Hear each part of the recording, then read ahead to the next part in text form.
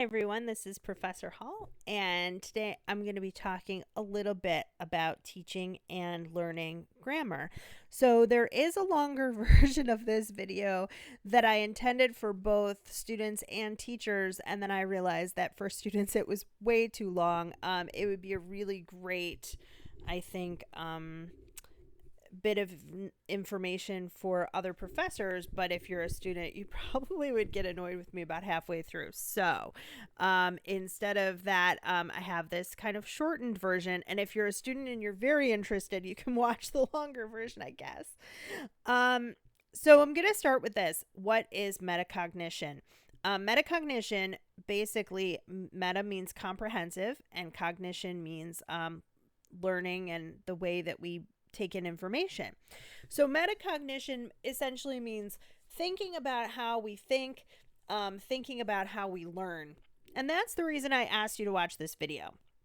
For little kids, this would mean reading something and saying to themselves, what do I think about this? What am I feeling about this? I wonder if blank. I'm noticing blank. And teachers might kind of lead them through. How do you think that John feels in this story when his dog goes missing, right? I think that he would feel sad. Would you feel sad if your dog was missing? Those kind of questions.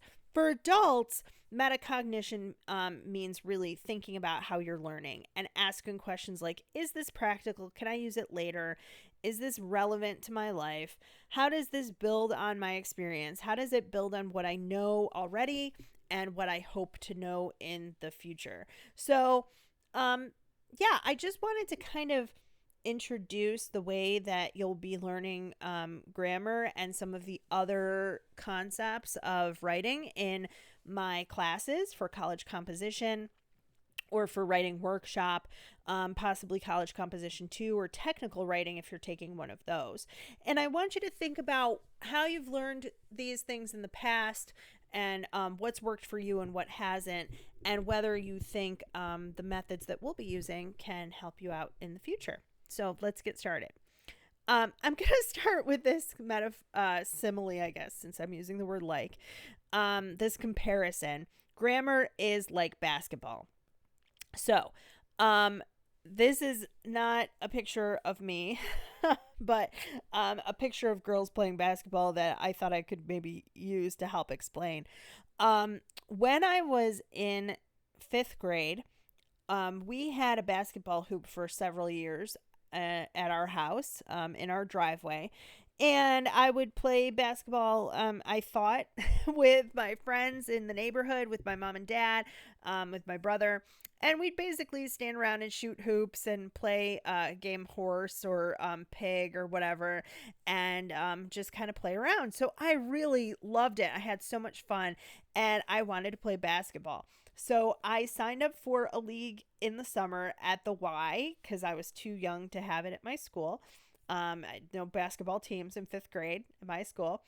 And essentially, I was kind of like this girl in the back here with her arms up, like kind of what's going on. Um, the coach didn't teach any of us the rules because all of the other kids played basketball at the Y every single summer. And so I was one of maybe 2 people who did not understand at all what was going on. And I basically ran from one end of the court to the other based on where other people were running.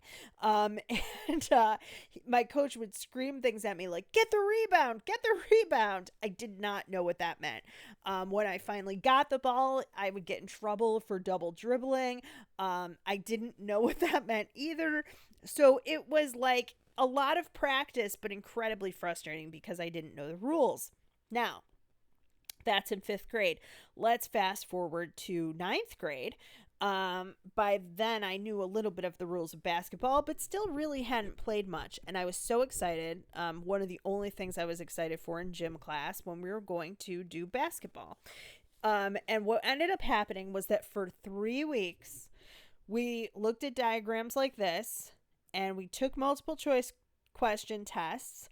And then in the 4th week, we played one game together, just the girls. And then one game where the boys class came in and we had the boys against the girls, and that was it. And then we moved on to volleyball and we did the same thing with volleyball. I think that was in ninth grade. It might have been in eighth, but I think that was in ninth. So at any rate, grammar is kind of like this.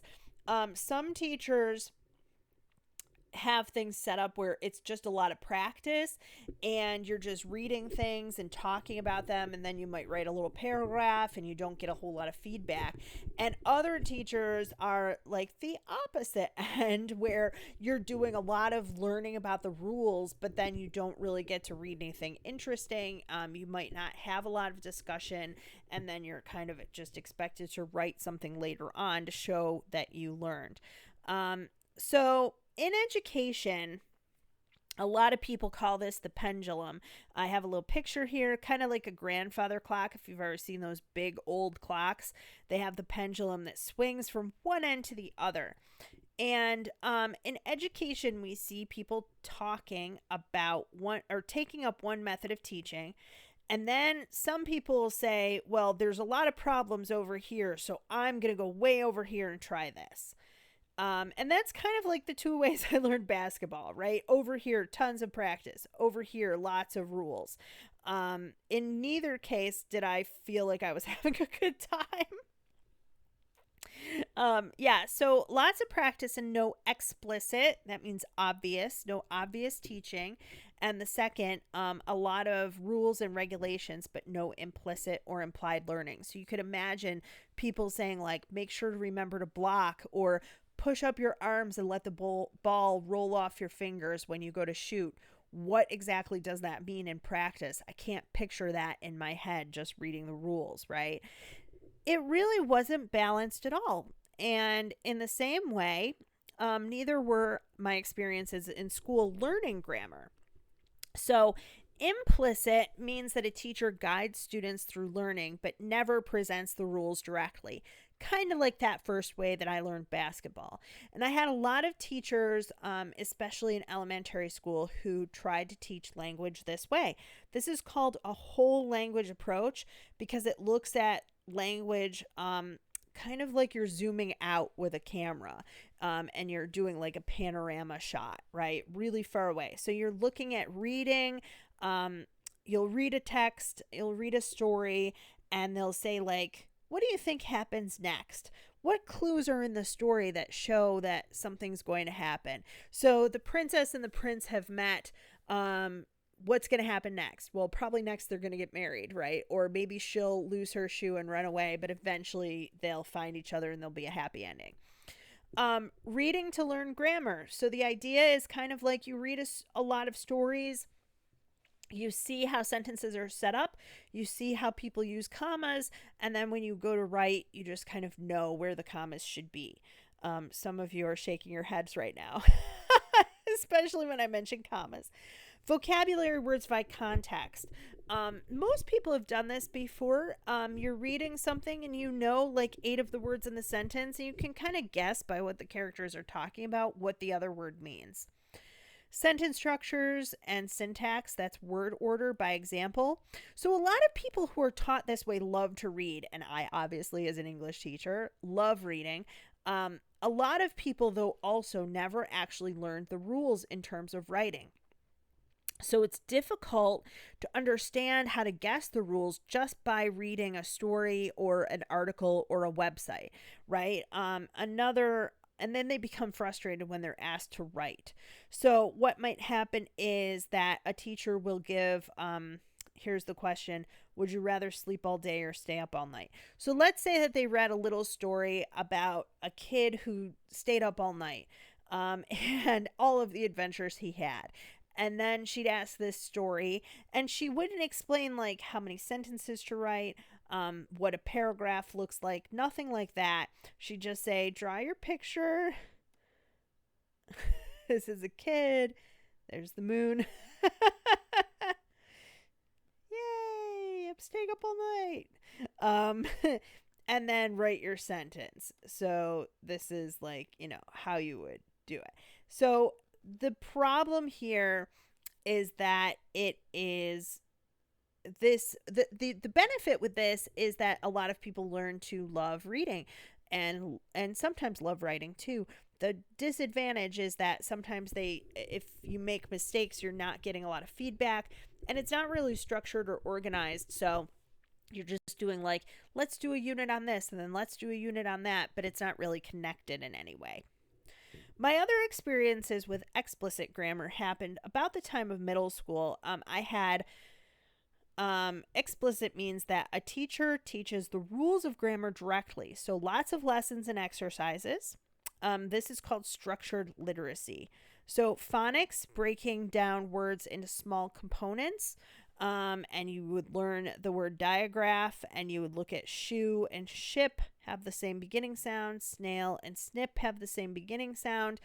And then you would kind of learn how to read by breaking all those words down into small bits. Learn all of the rules for spelling. So yes, lots of spelling tests, lots of phonics tests, grammar texts, tests for everything. Memorizing vocabulary, practicing sentence diagramming. So my teacher in 7th grade, we read one book the entire year. It was very short, and actually she kind of read it to us and then talked about what was going on in the story. So very little discussion. We spent, I can't even tell you guys how many weeks diagramming sentences, and we had to memorize things like participles. We had to memorize dependent clause words, which are called subordinate conjunction words. We had to memorize prepositions, which these are long lists of words that we had to memorize in alphabetical order. And kind of like the rules of basketball, except worse, because it was a whole year, not just 3 or 4 weeks. And emphasize on writing and standardized testing. So a lot of those rules, and then write an essay on quite boring topics. So nothing really relevant. However, for some of my teachers, when they taught this, when I took Latin, and a lot of in high school, and a lot of the Latin instruction was like this too. I enjoyed it more because there were some stories, but sorry, very clear goals. One lesson builds upon the next. So you learn parts of a sentence, and then you learn sentence fragments. Then from sentence fragments, you look at sentence level errors. Then you find an error in a paragraph. Then you find an error in an entire essay. So there's very clear goals, and it moves toward mastery of a concept. But a lot of people taught this way hate English. They felt like they just couldn't understand the rules. There were too many. They were confusing. They contradicted each other. There's things, that don't make sense, like this word read. Sorry, drawing with a mouse. That is a plant that grows in a marsh or a bog or a pond, right? Then we have read, meaning we're reading like a book, right? Except that can also be pronounced as red.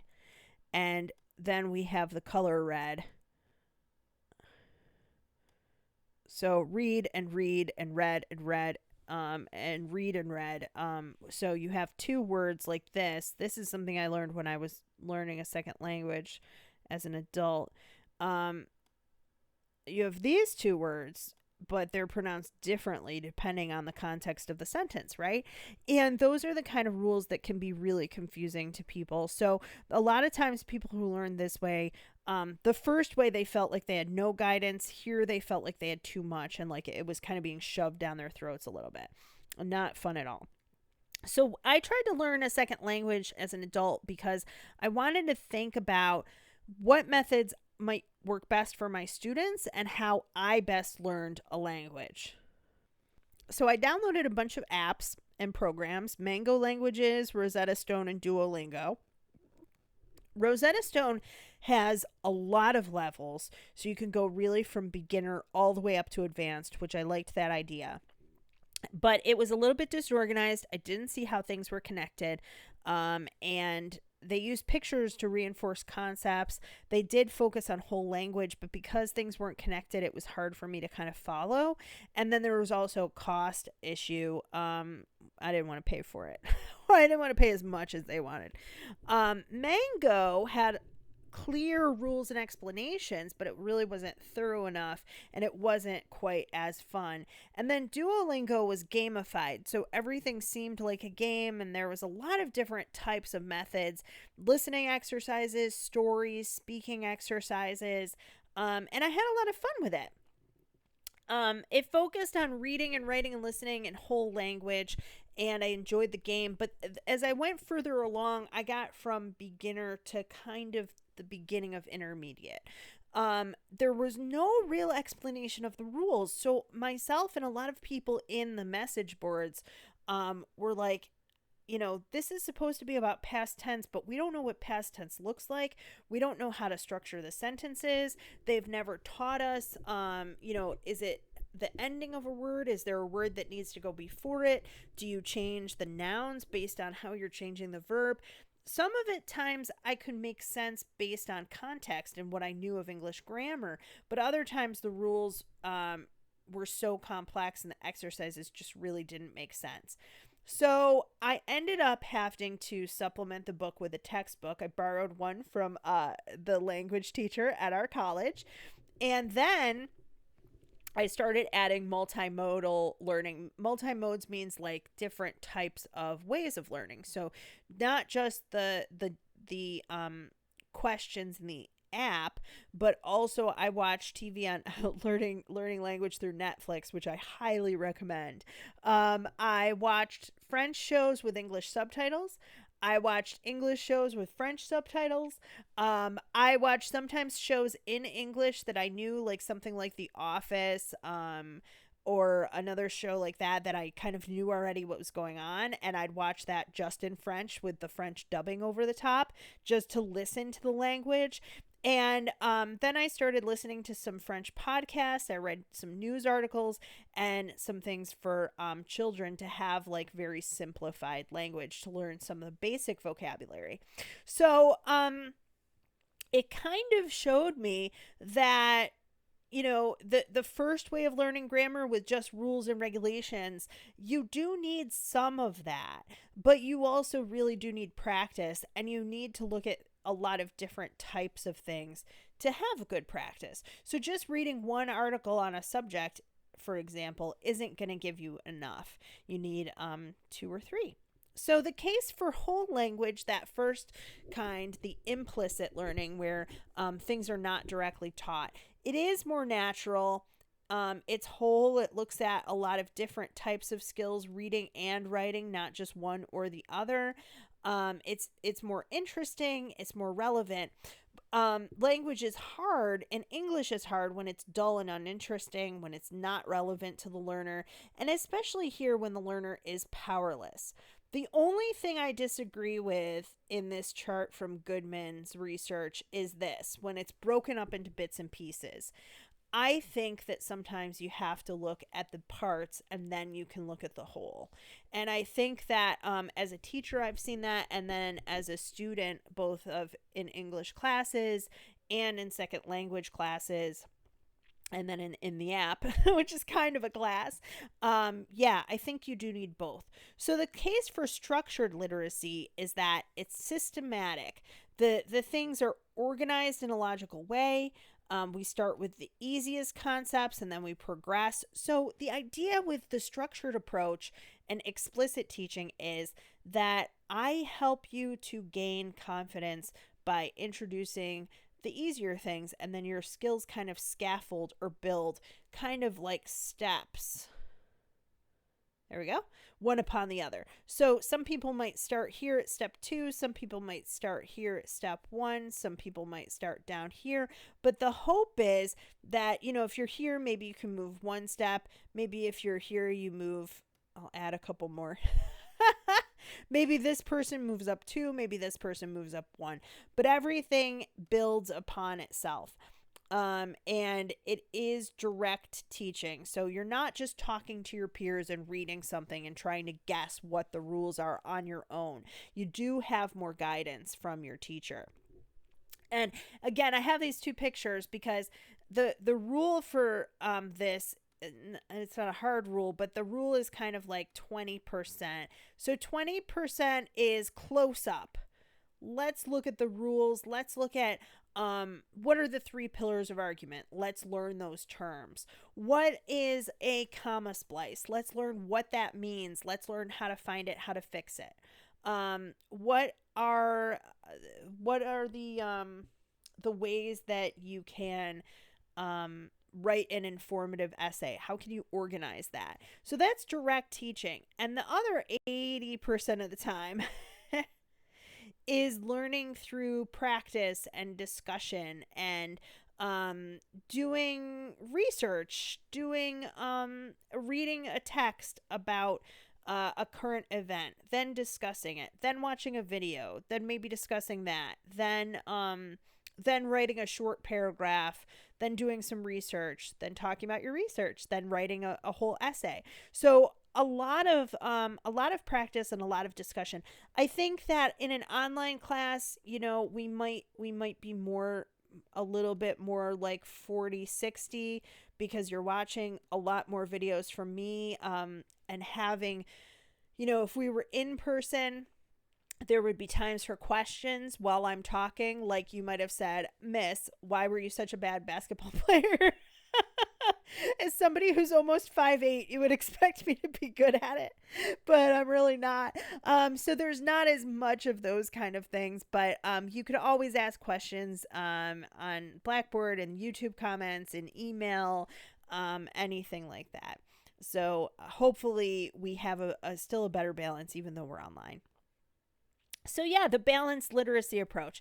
Hopefully this is good for all learning types. So if you are an auditory learner, if you love structure, if you feel comfortable, or if you really want to know what the rule is so that you know when you're breaking it and when you're doing it correctly, then hopefully you'll get a little bit of something from this class. If you think you're more of a whole language, if you're a visual learner, if you like peer interaction, if you like hands-on stuff, if you like discussion, hopefully you'll get something here. And if you don't care about the rules, just know that they're there for you and you can just do the practice.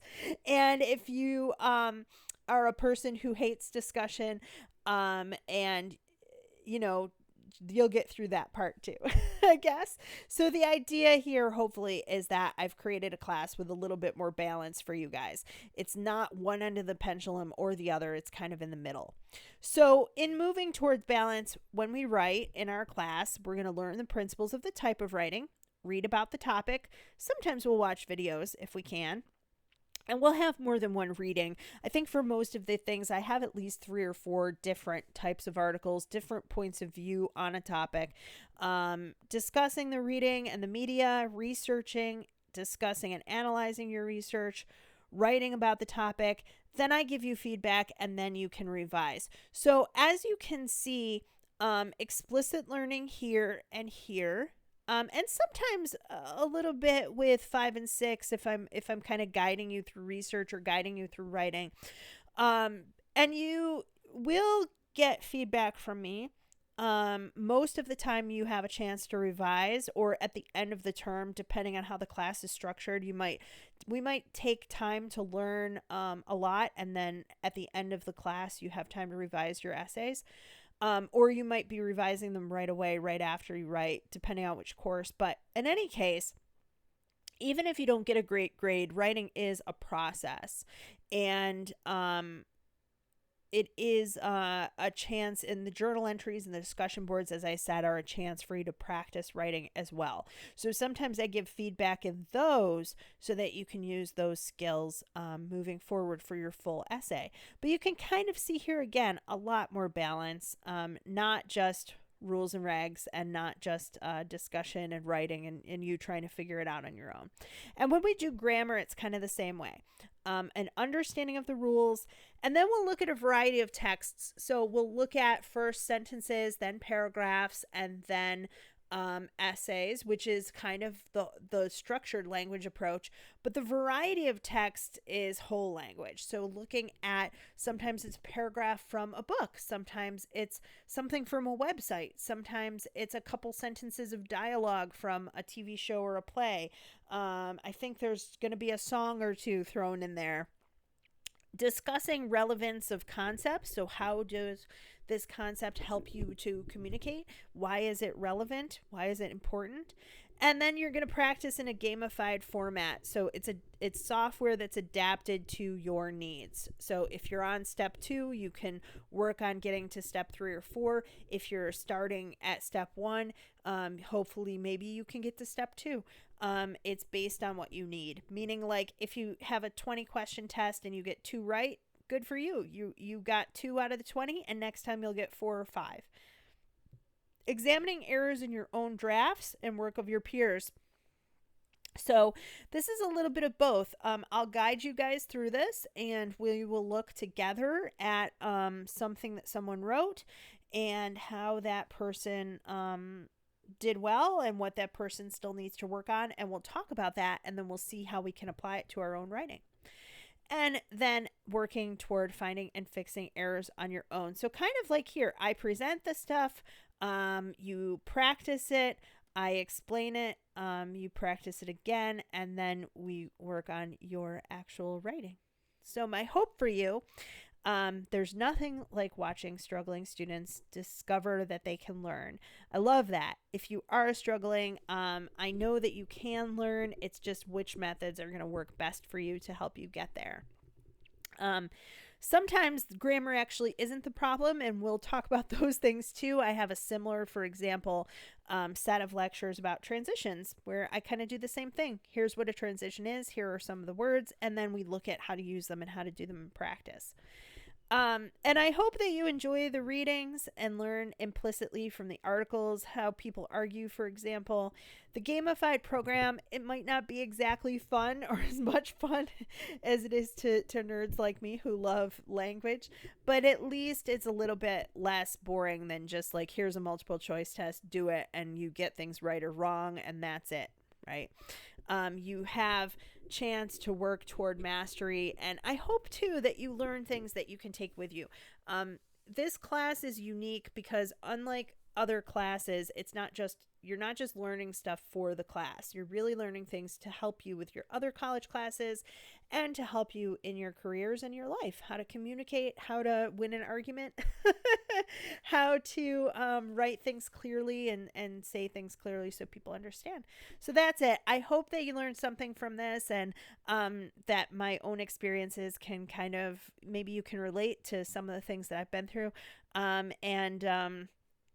And now you kind of know why the class is structured the way it is. So that's it. Thanks, everybody. Have a great day.